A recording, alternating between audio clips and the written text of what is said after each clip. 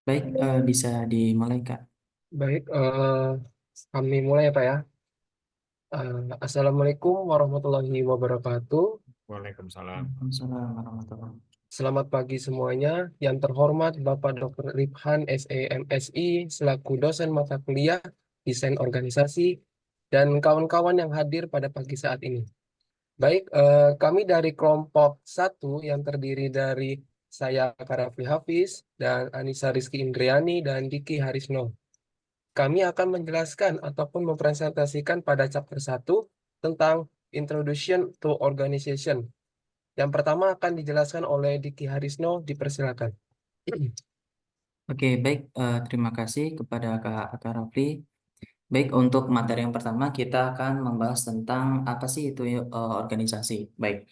Jadi teman-teman semua, organisasi itu bisa kita katakan adalah kesatuan sosial yang diarahkan pada tujuan, terus dirancang sebagai sistem kegiatan yang terstruktur dan terkoordinasi dengan sengaja dan terkait dengan organisasi di lingkungan luar. Jadi syaratnya organisasi itu terbentuknya karena tadi terstruktur dan terkoordinasi dengan sengaja. Jadi organisasi tidak bisa terbangun karena kebetulan seperti itu, teman-teman. Terus yang kedua, elemen kunci dari sebuah organisasi itu bukanlah sebuah bangunan atau serangkaian kebijakan dan prosedur, tapi organisasi juga terdiri dari orang-orang yang berhubungan, yang hubungannya mereka itu satu sama yang lain. Terus sebuah organisasi ketika ada orang-orang yang berinteraksi satu sama yang lain itu melakukan fungsi-fungsi penting untuk mencapai tujuan. Jadi salah satu fungsinya adanya organisasi itu adalah untuk mencapai tujuan bersama. Nah, tren terkini dalam manajemen itu menyadari bahwa pentingnya sumber daya manusia atau human resource dengan sebagian besar pendekatan baru dirancang untuk memberdayakan karyawan dengan peluang yang lebih besar untuk belajar dan berkontribusi saat mereka bekerja sama untuk mencapai tujuan bersama.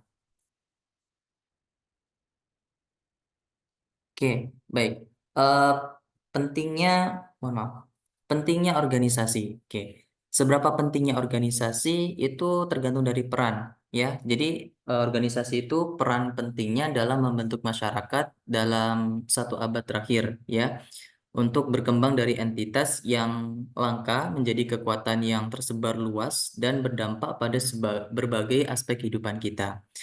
Korporasi modern menonjol berbagai inovasi dan signifikan dalam transformasi ini. Apa saja entitasnya? Entitasnya berkontribusi pada masyarakat melalui beberapa cara utama. Oke, baik. Yang pertama itu ada, integrasi sumber daya.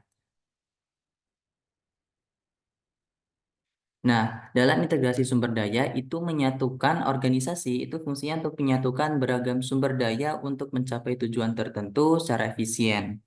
Nah, misalnya Newport News itu mengatur ribuan karyawan dan sumber daya untuk membangun kapal induk yang rumit. Itu contohnya. Terus yang kedua, produksi barang dan jasa. Nah, organisasi memenuhi permintaan konsumen dengan memproduksi barang dan jasa yang diinginkan dengan harga yang bersaing. Nah, keberhasilan Microsoft, kan kita tahu semua ya, Microsoft itu menggarisbawahi betapa efektifnya alokasi sumber daya berkontribusi terhadap manfaat pelanggan global. Jadi kita tahu ya, produksi barang dan jasanya Microsoft itu kan manfaatnya banyak banget untuk yang ada secara global seperti itu. Yang ketiga, penggerak inovasi. Nah, organisasi itu mendorong inovasi dengan terus-menerus dengan cara yang lebih baik untuk memproduksi dan mendistribusikan atau menyebarkan barang dan jasa. Terus menantang praktik konvensional dan memajukan pengembangan dan manajemen produknya. Nah, yang keempat itu peningkatan efisien. Nah, melalui e-bisnis ya atau bisnis elektronik, elektrik, manufaktur berbasis komputer dan struktur inovatif, organisasi itu berupaya meningkatkan efisiensi dalam proses produksi dan distribusinya. Mohon maaf tadi e-bisnis ada elektronik. Baik, yang kelima itu peluang kerja. Nah, organisasi itu menciptakan lapangan kerja dan peluang, teman-teman. Terus mendorong juga pertumbuhan dan pembangunan ekonomi. Jadi organisasi juga berperan di situ. Dan yang keenam adalah pertumbuhan ekonomi. Nah, jadi dengan menghasilkan kekayaan dan berkontribusi terhadap kegiatan ekonomi, organisasi itu memainkan peran penting dalam mendorong kesejahteraan secara keseluruhan. Dan yang terakhir, dampak sosialnya di luar aspek ekonomi, organisasi itu mempengaruhi norma-norma budaya, nilai, dan interaksi sosial yang membentuk tatanan masyarakat modern. Baik, dimensi desain organisasi. Jadi organisasi itu ada dimensinya, teman-teman. Jadi organisasi mempunyai pengaruh yang signifikan terhadap masyarakat dan manajemen yang baik sangat berperan penting dalam membentuk arah organisasi. Nah, mirip dengan bagaimana kepribadian dan ciri-ciri fisik mendefinisikan individu, memahami organisasi juga memerlukan pengamatan terhadap dimensi struktural dan kontekstual. Nah, untuk dimensi struktural itu menguraikan fitur internal, terus memungkinkan perbandingan antar organisasi. Nah, sementara kalau yang kontekstual itu mencakup variabel seperti ukuran, terus teknologi, lingkungan, dan tujuan yang membentuk kerangka di organisasi. Lalu, untuk pemahaman dan penilaian holistik terhadap organisasi memerlukan pertimbangan dimensi struktural dan kontekstual. Oke, teman-teman bisa perhatikan di sini ada dua gambar ya. Yang pertama ada structural dimension atau dimensi struktural dan contextual dimension atau dimensi eh, kontekstual. Baik, di sini Aris akan bahas dulu yang pertama yaitu struktural struktural dimensi atau dimensi struktural. Itu ada 6 poin ya teman-teman. Oke, yang pertama ada formalisasi. Nah, ini merujuk pada jumlah dokumen tertulis dalam organisasi, seperti prosedur, terus deskripsi pekerjaannya, regulasinya, dan manual kebijakannya. Jadi formalisasinya itu. Jadi untuk formalisasi itu sering diukur dengan menghitung jumlah halaman dokumentasinya. Misalkan contoh di universitas negeri cenderung memiliki formalisasi yang tinggi. Karena apa? Karena memiliki volume aturan tertulis untuk registrasinya, terus penambahan dan juga pengurangan kelas. Contohnya gitu. Terus asosiasi mahasiswanya, tata kelola asrama bila ada, dan bantuan keuangannya. Nah, sebaliknya, kalau bisnis kecil itu mungkin memiliki aturan tertulis yang hampir tidak ada dan dianggap informal, ya. Jadi seperti itu yang pertama. Terus yang kedua adalah spesialisasi. Nah, tingkat sejauh mana tugas organisasi dibagi menjadi pekerjaan yang terpisah. Jika spesialisasinya tinggi, eh, setiap karyawan hanya melakukan rentang tugas yang sempit. Nah, tapi kalau sebaliknya spesialisasinya rendah, maka karyawan akan cenderung melakukan rentang tugas yang luas dalam pekerjaan mereka. Contohnya itu seperti ketika perusahaan manufaktur otomotif yang besar mungkin memiliki tingkat spesialisasi yang tinggi tuh. Terus di mana karyawan fokus pada tugas tertentu seperti kayak perakitan mesin atau pemasangan komponen spesifik seperti itu. Yang ketiga itu ada hierarki otoritas. Apa itu? Menjelaskan siapa yang melapor kepada siapa untuk setiap manajer. Untuk hubungan ini terkait dengan lebar kendali. Maksudnya gimana? Jumlah karyawan yang melapor kepada supervisor.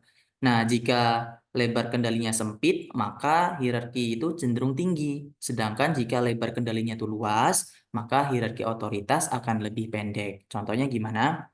Contohnya dalam struktur organisasi ini dengan lebar kendali sempit seperti pada organisasi militer. Nah, tingkat hierarki otoritas itu akan tinggi. Sebaliknya kalau organisasi yang dengan lebar kendali luas itu misalnya kayak perusahaan rintisan yang sifatnya tuh fleksibel. Terus tingkat hierarkinya bisa lebih pendek kayak gitu. Yang keempat itu ada sentralisasi. Maksudnya mengacu pada tingkat hierarki yang memiliki wewenang untuk membuat keputusan. Jika pengambilan keputusan tetap di tingkat atas, maka organisasi bersifat terpusat. Nah, jika keputusan didelegasikan ke tingkat organisasi yang lebih rendah, maka itu bersifat terdesentralisasi. Terus keputusan organisasi yang terdapat di pusat atau terdesentralisasi itu mencakup pembelian peralatan, terus menetapkan tujuannya, memilih pemasoknya siapa, terus menetapkan harganya berapa, merekrut karyawan, dan menentukan wilayah pemasaran. Contohnya seperti keputusan pembelian peralatan atau menetapkan tujuan strategis di tingkat pusat pada tingkat eksekutif tertinggi dalam organisasi besar. Sementara kalau keputusan operasional harian mungkin didelegasikan ke tingkat manajemen yang lebih rendah. Jadi kalau misalkan dia itu hal yang urgent itu pasti ada pada tingkat pusat. Kalau misalkan ada seperti operasional itu di tingkat yang lebih rendah. Terus yang kelima itu ada profesionalisme, ya. Apa itu?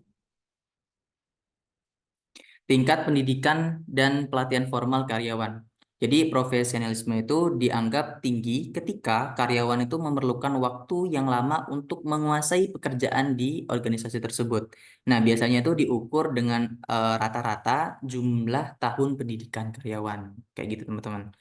Nah, contohnya itu seperti pada praktik medis tuh atau lembaga riset yang di mana pekerjaan itu memerlukan tingkat pendidikan dan pelatihan yang tinggi.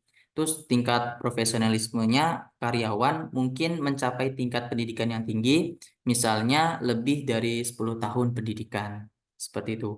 Dan yang terakhir di dimensi struktural ini ada rasio personil. Ya, rasio personil itu merujuk pada penempatan orang ke berbagai fungsi dan departemen. Nah, rasio personil itu melibatkan ada rasio administratif, terus ada rasio krekel, terus ada staf rasio dan rasio karyawan tenaga kerja yang tidak langsung terhadap kebijakan.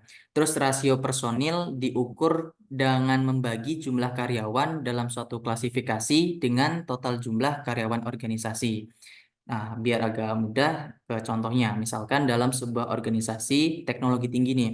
Nah, rasio staf profesional itu mungkin juga tinggi. Sementara di industri manufaktur, rasio tenaga kerja langsung terhadap tidak langsung mungkin menjadi fokus dengan mencoba meminimalkan jumlah staf yang tidak langsung. Seperti itu.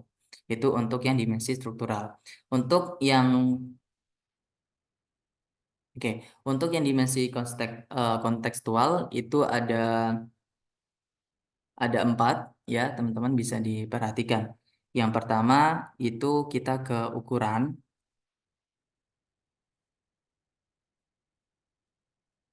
Yang kedua ada teknologi organisasi, yang ketiga ada lingkungan, dan yang keempat ada tujuan dan strategi organisasi.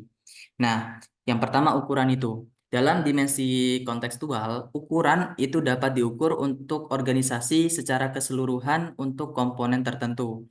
Nah, ukuran organisasi biasanya diukur dengan jumlah karyawannya. Terus yang kedua, teknologi organisasi merujuk pada alatnya, teknik, atau tindakan yang digunakan untuk mengubah input menjadi output, yaitu teknologi. Yang ketiga, nah, melibatkan semua elemen di luar batas organisasi, seperti industri, terus pemerintah, pelanggan, pemasok, dan komunitas keuangan. Nah, elemen lingkungan yang paling mempengaruhi organisasi seringkali dari organisasi lain. Dan yang keempat, tujuan dan strategi organisasi. Itu bisa kita lihat untuk mendefinisikan tujuan dan teknik kompetitif yang membedakan organisasi dari organisasi lain. Tujuan yang sering dituliskan sebagai pernyataan yang langgeng mengenai niat perusahaan. Jadi tujuan dan strategi organisasi itu rencana tindakan yang menggambarkan alokasi sumber daya dan aktivitas untuk berurusan dengan lingkungan dan mencapai tujuan organisasi. Jadi kesimpulannya untuk materi yang ada pada saya itu pandangan struktural dan kontekstual pada organisasi memberikan gambaran komprehensif, ya, tentang bagaimana organisasi beroperasi dan beradaptasi dengan lingkungan sekitarnya. Dimensi-dimensi ini, ya, kedua ini membantu menganalisis dan memahami karakteristik organisasi, ataukah dia termasuk yang struktural atau yang kontekstual, dan memahami serta menjadikan pembanding dengan organisasi yang lain. Nah, demikian presentasi yang dapat saya sampaikan. Saya kembalikan ke moderator. Baik, selanjutnya Anissa Rizky Indriani dipersilakan. Selanjutnya, hasil kinerja dan efektivitas. Memahami dimensi struktural dan kontekstual organisasi sangat penting dalam merancang desain yang mengoptimalkan kinerja dan kemanjuran. Efisiensi berkaitan dengan pemanfaatan sumber daya dalam mencapai tujuan, sedangkan efektivitas mencakup pencapaian tujuan yang sebenarnya. Penggambaran tujuan yang jelas, perumusan strategi, dan penerapan teknologi tepat guna sangat penting dalam meningkatkan efisiensi dan efektivitas. Efisiensi mengacu pada jumlah sumber daya yang digunakan untuk mencapai tujuan organisasi. Hal ini didasarkan pada jumlah bahan mentah, uang, dan karyawan yang diperlukan untuk menghasilkan tingkat output tertentu. Efektivitas adalah istilah yang lebih luas, yang berarti sejauh mana suatu organisasi mencapai tujuannya. Next.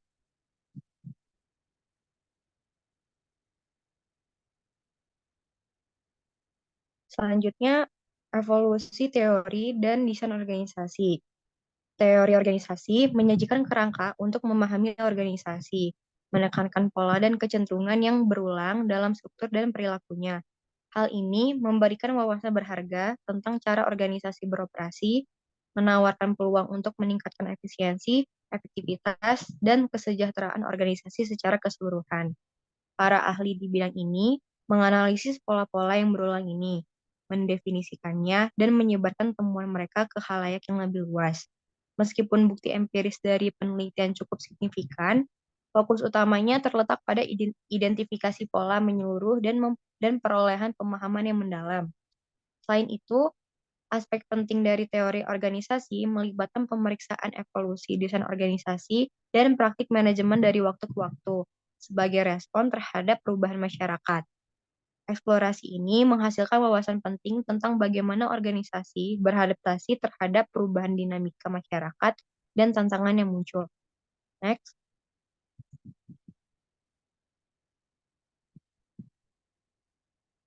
Selanjutnya, perspektif sejarah. Munculnya teori manajemen modern dapat ditelusuri kembali ke perspektif manajemen klasik yang muncul sebagai jawaban terhadap tantangan yang ditimbulkan oleh revolusi industri.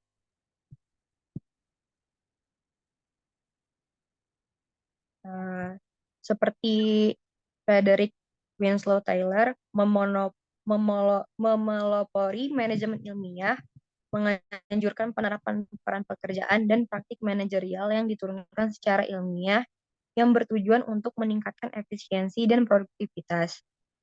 Metode Taylor yang diilustrasikan dalam studi kasus Beth Lehem Steel menggarisbawahi pentingnya prosedur yang tepat, pelatihan pelatihan pekerja yang komprehensif, dan menggunakan insentif upah untuk mendorong kinerja.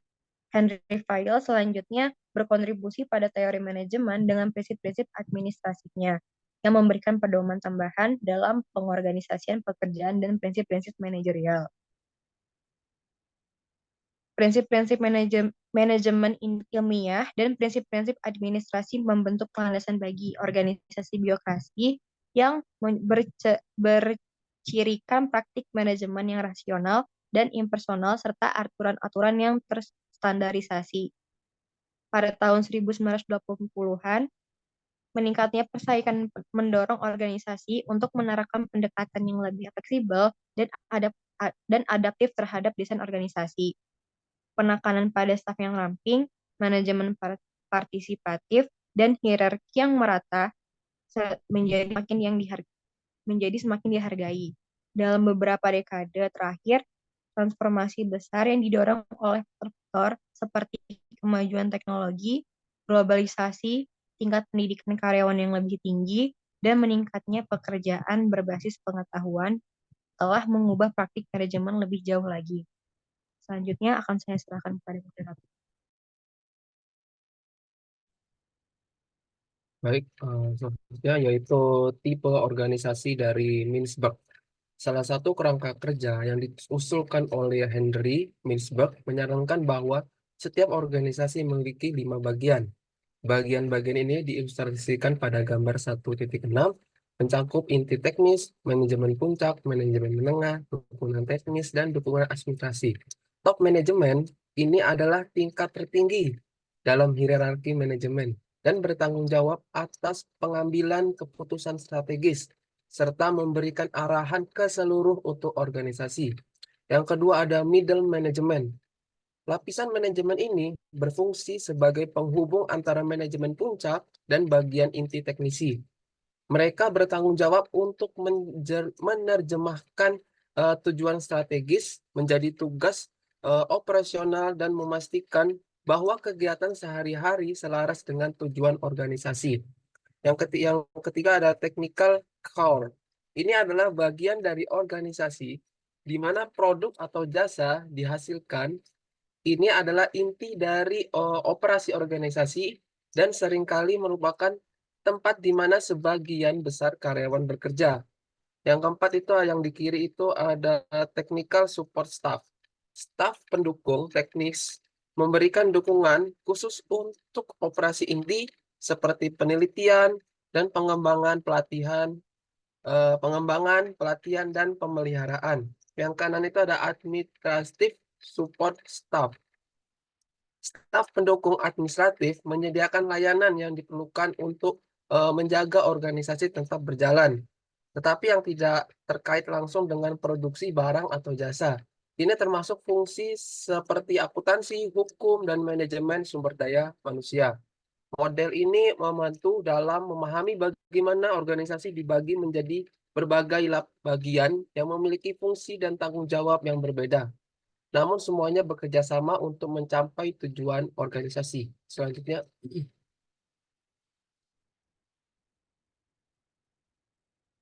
itu ada kinerja efisien versus organisasi pembelajaran. Pola pikir baru ini telah mendorong banyak organisasi untuk beralih dari hierarki vertikal yang ketat ke struktur yang lebih fleksibel dan terdesentralisasi yang menekankan kolaborasi horizontal, pembagian informasi secara luas, dan kemampuan beradaptasi. Pergeseran ini terlihat jelas di Angkatan Darat Amerika Serikat yang pernah dianggap sebagai contoh utama organisasi yang kaku dan bersifat top-down. Pada gambar di kanan, pada Exhibit 18 itu di samping sisi kiri itu desain sistem mekanis dikaitkan dengan lingkungan yang stabil dan kinerja yang efisien. Ini mencakup elemen-elemen yang pertama ada struktur vertikal, hierarki yang jelas dengan jalur komando yang terdefinisi. Yang kedua, tugas rutin, yaitu proses kerja yang standar dan berulang. Yang ketiga itu ada sistem formal, prosedur, dan aturan yang ketat. Yang keempat ada budaya kaku, lingkungan yang kurang fleksibel dan resisten terhadap perubahan. Yang kelima ada strategi kompetitif, fokus pada persaingan pasar dengan pendekatan yang lebih tradisional. Yang di kanan itu ada desain sistem alami. Desain sistem alam ini dikaitkan dengan lingkungan yang turbulent dan organisasi pembelajaran ini mencakup elemen-elemen yang pertama ada struktur horizontal. Lebih sedikit hierarki dengan penekanan pada kerja tim dan kolaborasi. Yang kedua ada peran yang diperdayakan. Karyawan memiliki lebih banyak otonomi dan tanggung jawab.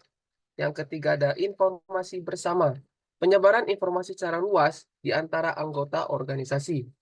Yang keempat ada budaya adaptif.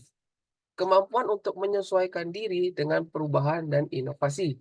Yang kelima itu ada strategi kolaboratif. Kerjasama dan kemitraan sebagai bagian dari strategi bisnis. Pada intinya gambar ini menunjukkan kontras antara dua pendekatan desain organisasi dengan satu sisi penekanan stabilitas dan efisiensi melalui struktur dan sistem yang ketat, dan sisi lainnya menekankan adaptif dan pembelajaran dalam menghadapi perubahan lingkungan yang cepat. Garis-garis yang menghubungkan elemen pada kedua sisi menunjukkan bahwa ada interaksi dan keterkaitan antara berbagai aspek desain organisasi. Selanjutnya,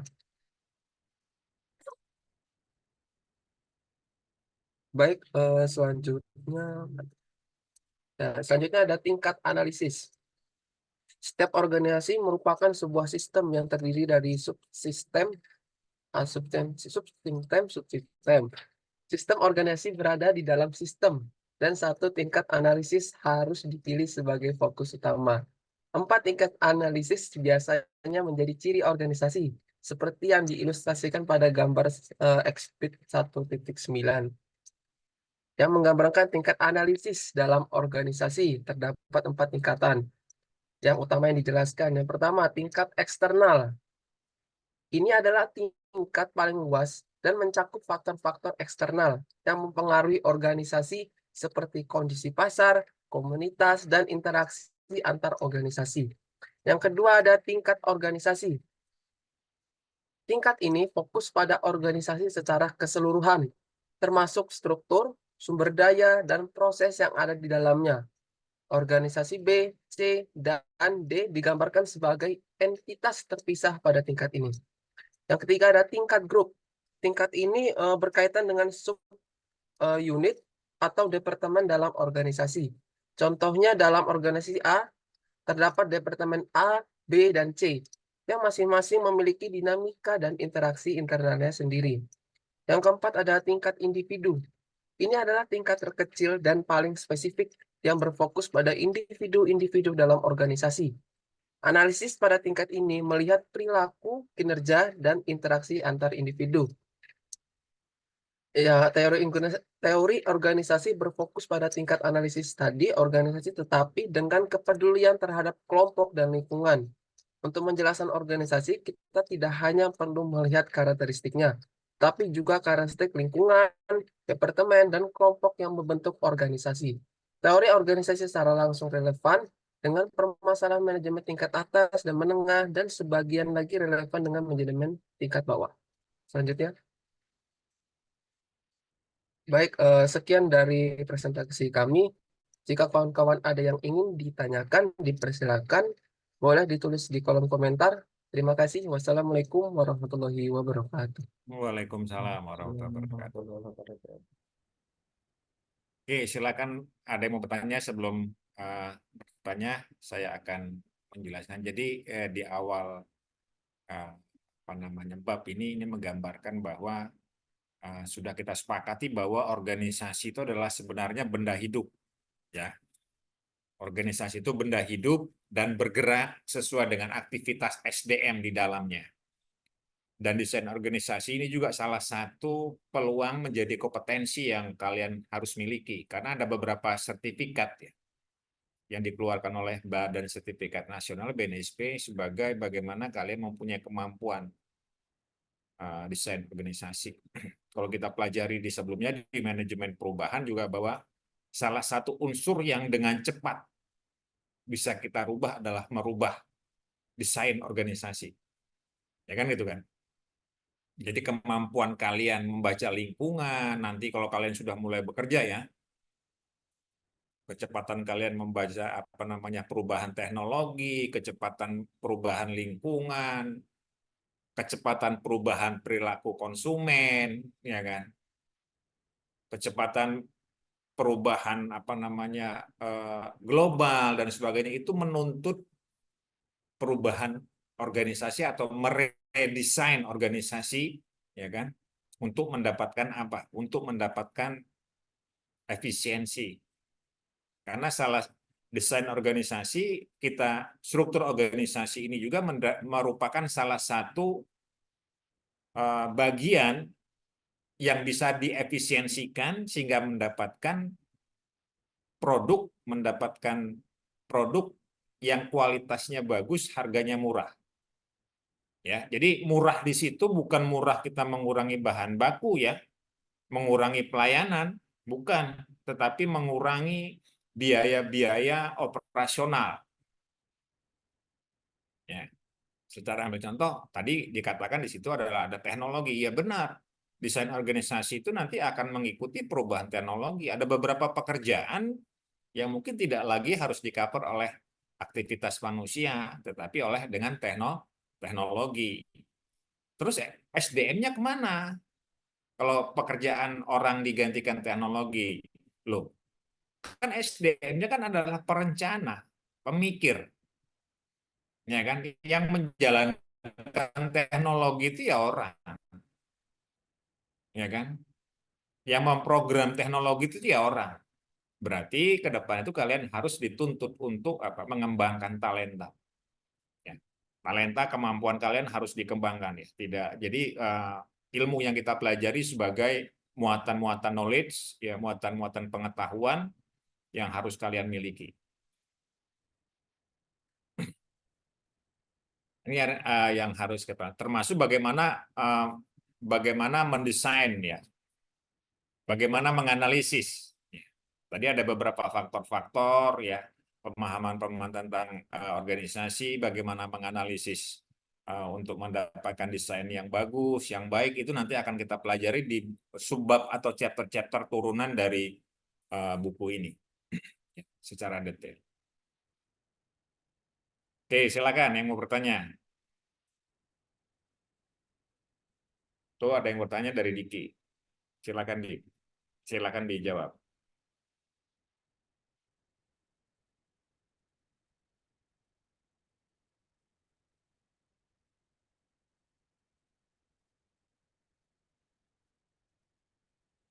Ya. Apa perbedaan antara pendekatan desain organisasi mechanical system design dan natural system design dalam proses pengambilan keputusan dan komunikasi dalam organisasi? Silakan ditayangkan, Rafli.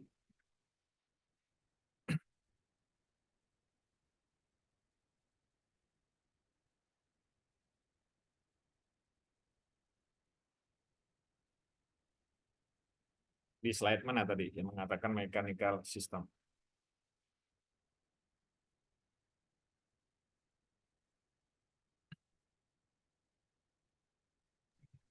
Baik Pak, izin menjawab pertanyaan dari Diki Ferlian Utama. Apa perbedaan antara pendekatan desain organisasi mechanical sistem desain dengan natural system design dalam proses pengambilan keputusan komunikasi? Jadi mechanical system design ini, pendekatan ini cenderung menggunakan pendekatan yang struktur dan formal dalam pengambilan. Slide-nya mana? Slide-nya? Slide-nya Ini di... Pak, di bagian sini Pak, ini Pak. Mechanical yang kiri, yang kanan yang Oh, ini ya. Pak, natural. Baik, jadi mechanical system design ini, pendekatan ini cenderung menggunakan pendekatan yang struktur dan formal dalam pengambilan keputusan. Keputusan didasarkan pada analisis data dan fakta yang diukur secara objektif. Komunikasi dalam desain sistem mekanis ini lebih fokus pada transfer informasi yang akurat dan jelas, hierarki organisasi yang jelas, dan jalur komunikasi yang formal seringkali digunakan.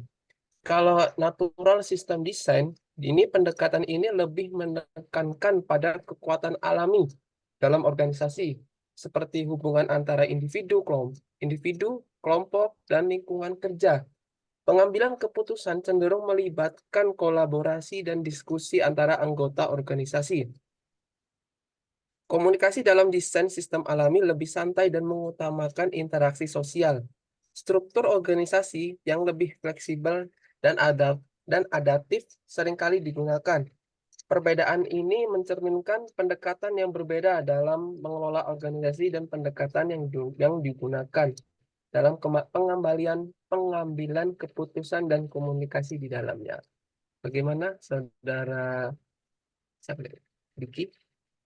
Jawabannya. Berarti itu maksudnya kalau yang mechanical system design itu biasanya keputusannya itu udah dari atasan, sedangkan kalau yang natural system design itu dia ngambil keputusan itu ngelibatin semua individu yang di dalamnya ya? Atau bagaimana? Ya, jadi dia tuh lebih, kalau yang mechanical ini lebih kepada secara sudah diukur secara objektif. Kalau yang sistem natural ini dari seluruh organisasi, tapi kayak saling cenderung melibatkan kolaborasi dan komunikasi secara alami dan santai gitu sih. Baik, Ya, dapat itu lebih. dipahami Kak. Terima kasih. Ya, jadi mechanical itu kalau kita lihat dari gambar ini kan itu ada pergeseran ya dari mechanical system design dengan natural system design ya. Yang menyebabkan perubahan apa? Karena adanya perubahan organisasi ya di dalam kinerja.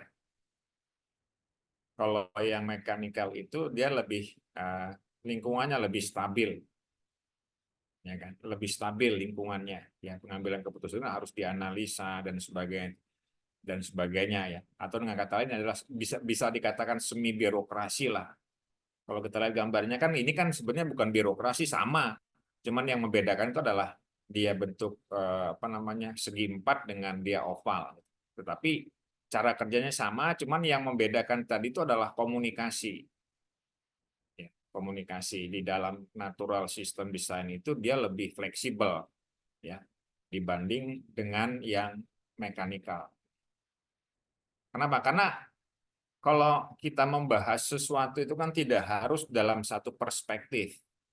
Ya, maka kita harus berkomunikasi dengan bidang-bidang lain, ya kan?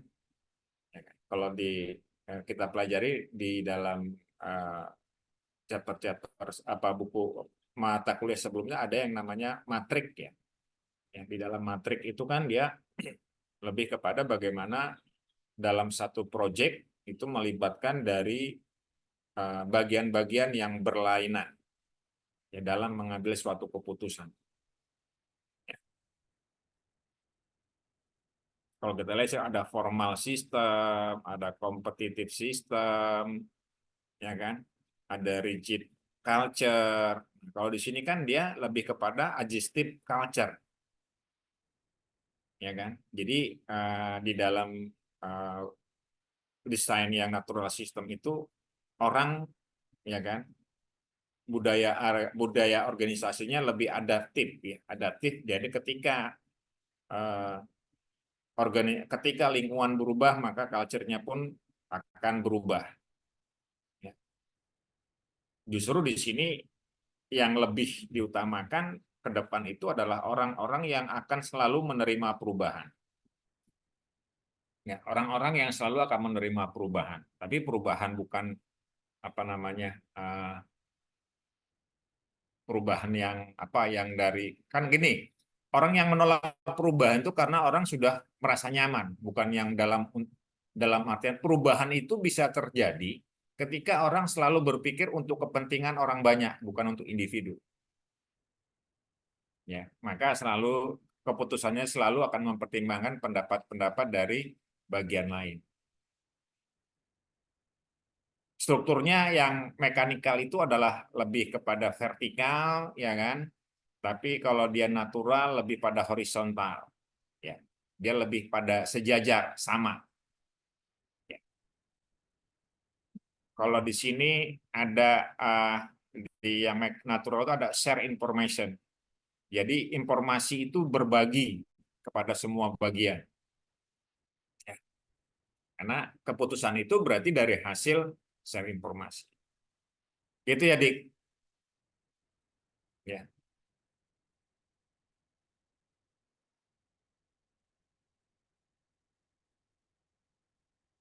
Natural system ini kita lihat ada kata kunci adalah turbulent environment learning organization. Kalau kita sudah belajar bahwa ada organisasi pembelajaran, saya katakan tadi bahwa organisasi itu adalah harus belajar, siapa yang belajar adalah individu-individu di dalam organisasi. Sehingga kalau kita selalu belajar terus, maka selalu kita akan mengikuti perkembangan. Oke, gitu ya, Diki. Baik, Pak. Cukup jelas. Terima kasih, Pak. Oke, silakan yang lain. Dari Devani.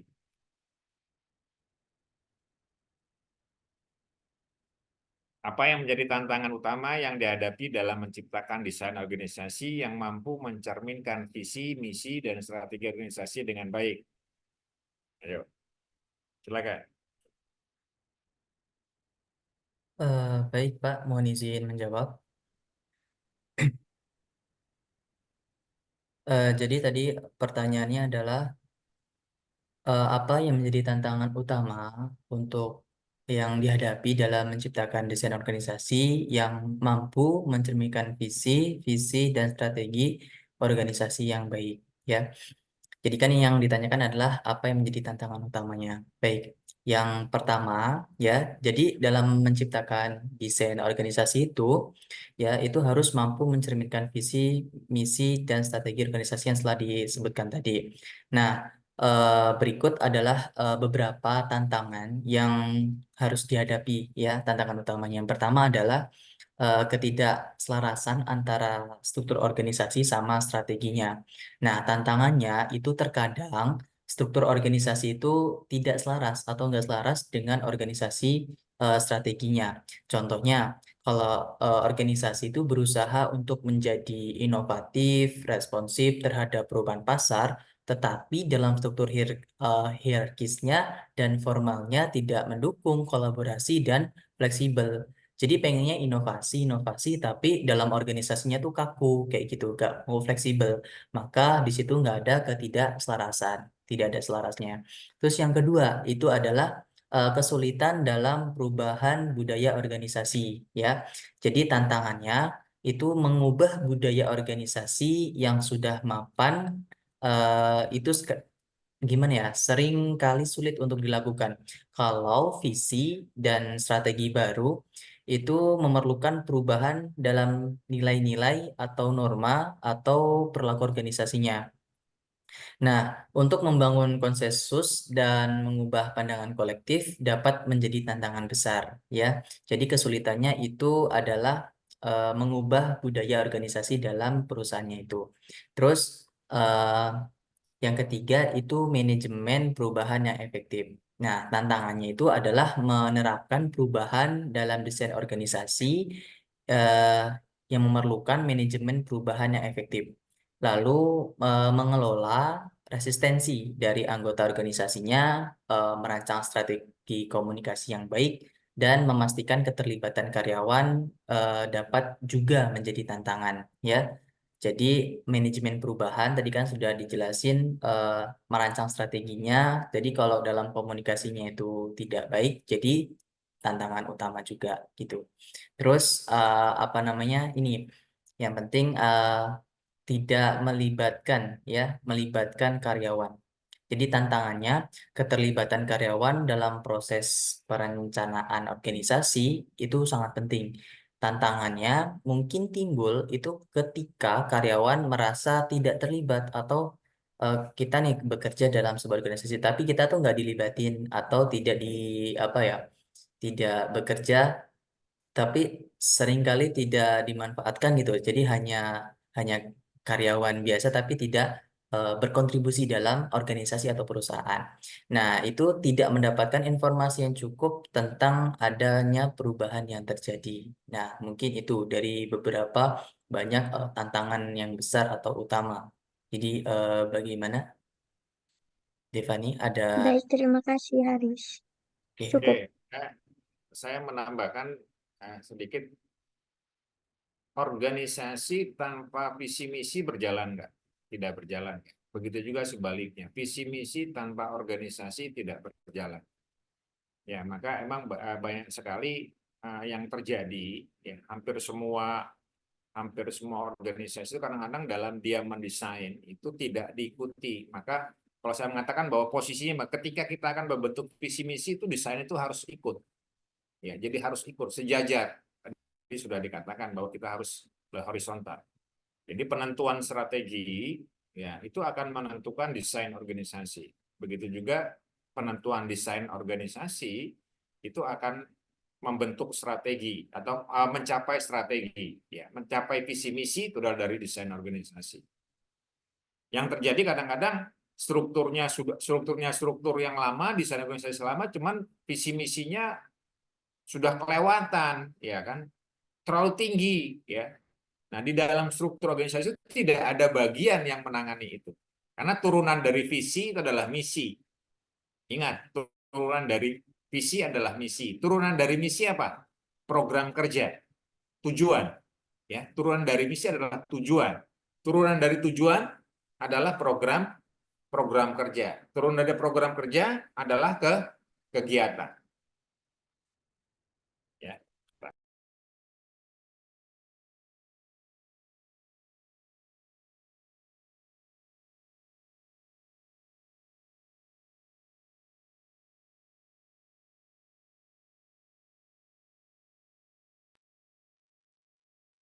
Ya gitu. Nah, tapi emang benar ya kan, tantangan yang terberat ya, bukan hanya di dalam kita mendesain aja, Devani. Bukan hanya dalam desain organisasi, tantangan terberat itu adalah culture, budaya. Kenapa budaya selalu menjadi hambatan? Ya karena budaya itu adalah kumpulan dari orang-orang yang mempunyai kesepakatan. Kan sedangkan kita paham kan, kita tahu kan tiap orang tuh punya pemikiran yang beda, punya karakter yang berbeda, ya kan? Punya kemampuan yang berbeda dan sebagainya. Nah, itu akan membentuk budaya organisasi. Ya. Kalau kita pahami yang namanya, kalau kita biasanya kebiasaan menggunakan tangan kanan, kita rubah dalam waktu yang cepat, merubah makan dengan tangan kiri, akan membutuhkan waktu yang lama. Ya, karena itu adalah biasa. Oke, gitu ya, Tiffany ya.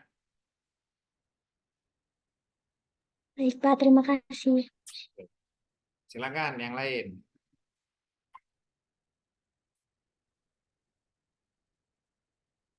PPT-nya di-share ya, si Haris. Baik, Pak. Baik. Ada yang lain? Oke, kalau ada yang lain mungkin silakan ditutup, Riz. Nanti secara detail kita bahas di sub-sub bab selanjutnya. Baik, Pak. Disilakan, Kak Rafli.